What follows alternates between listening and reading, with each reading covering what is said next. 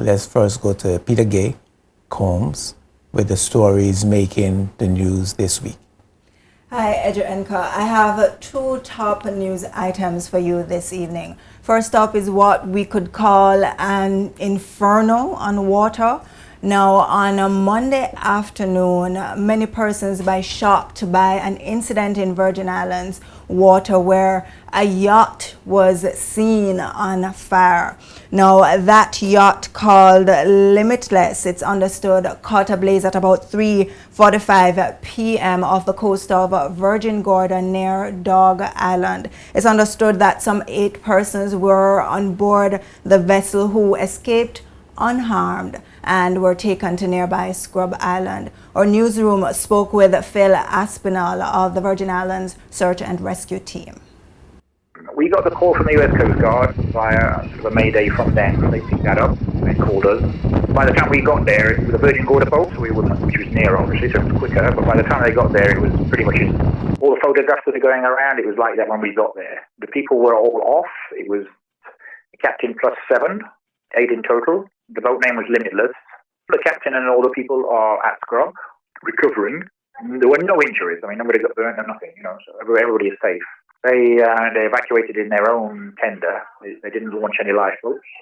So as you heard there, Edgerenka, quick thinking on the part of the passengers on that vessel saw them getting themselves off the boat quickly enough in time. And when the search and rescue team came, what they say they drew from the scene was that the vessel was damaged beyond repair. And as we saw for ourselves there was extensive damage to the vessel. But of course, we are very glad that there were no lives lost or injuries in that incident. Andrew? Yes, certainly.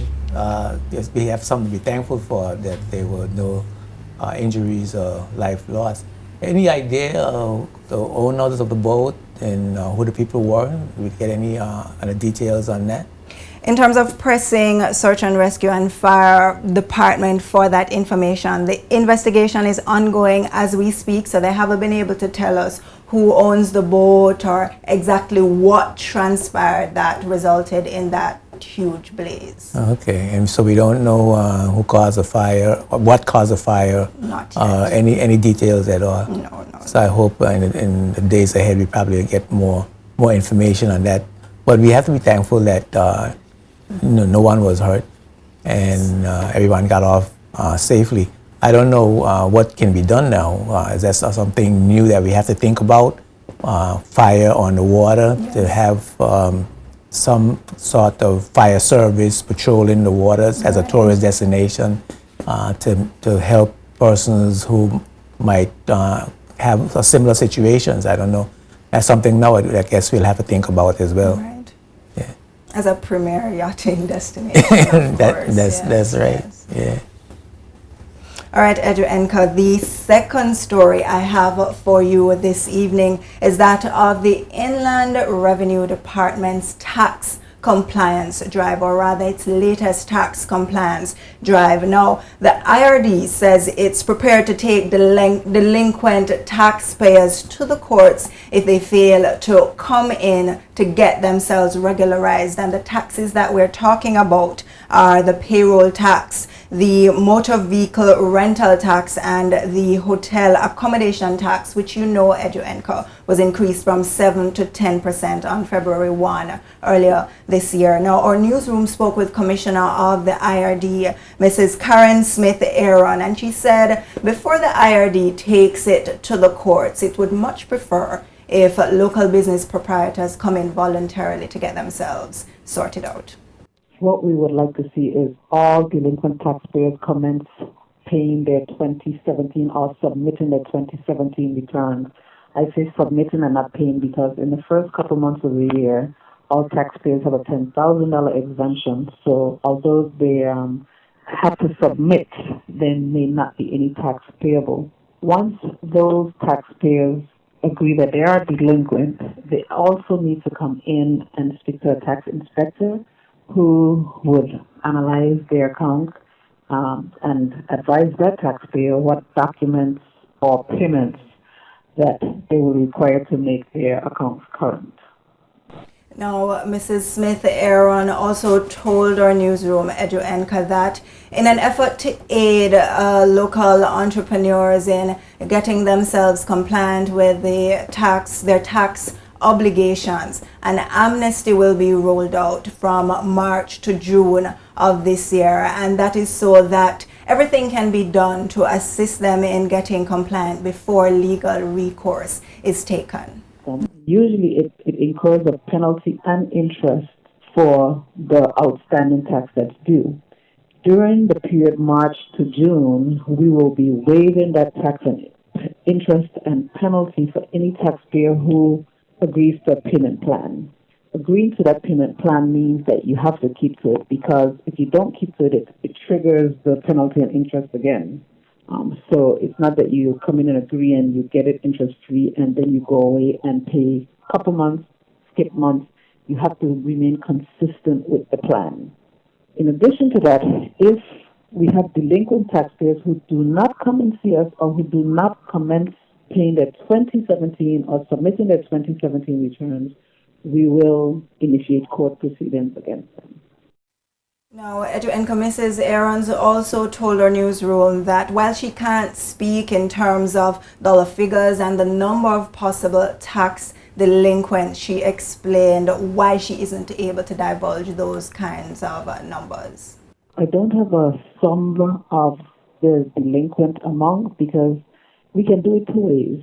We as a department can go and assess, and once we assess, it is payable until a taxpayer comes in and still does the same thing, do their actual returns to confirm whether we have assessed something that's applicable to the business that they're carrying on. And if we do assess, you have a certain amount of time to actually come back and say, okay, well, file a claim. Many taxpayers don't do that. So what happens is we have a huge amount of assessments on our books that is old.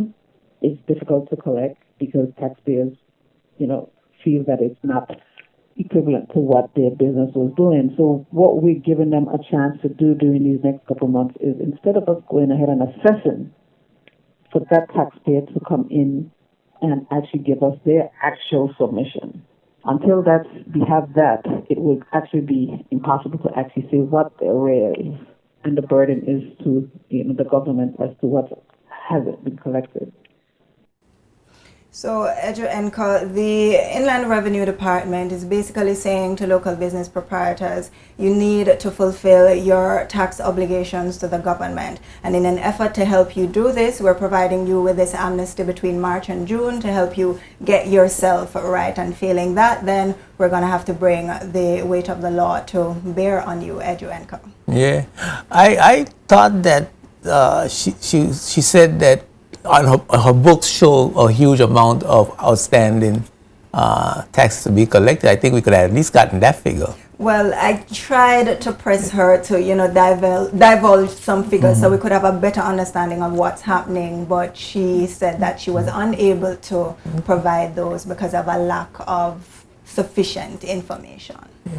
Well, that is a challenge, I guess, for particularly small businesses where you tend to sometimes need to dip into the tax money to stay afloat. Right. I suppose, in difficult economic times, you might find that situation.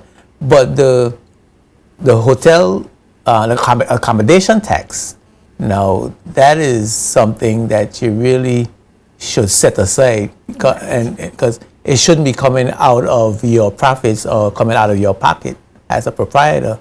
It comes from the tourists. And even though you had a small increase recently, by the way, an increase that happened 32 years since the first one, right? Yes. Yes. Since you have a small increase, you just added on to the accommodations for the tourists, and you set that aside.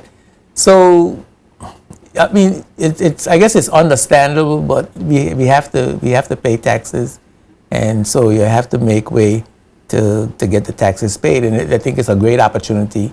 And this is, I think, the second or third time they're doing this. Yes. It's a great opportunity to get your tax situation up to date, because the penalties, I think it's like 50%.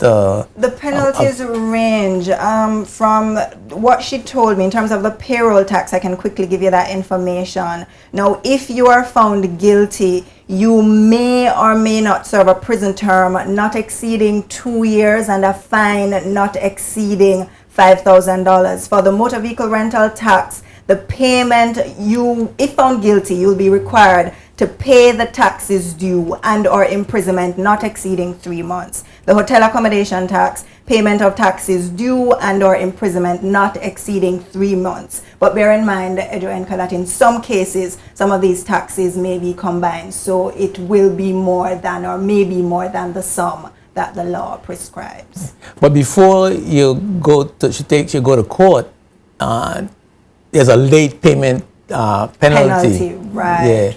So but I wasn't able to get that, but I can always follow up with Mrs. Aarons to get back to. And then I think it's either $50 or 50% more or something. I think. Okay. Yeah, I'm not sure though.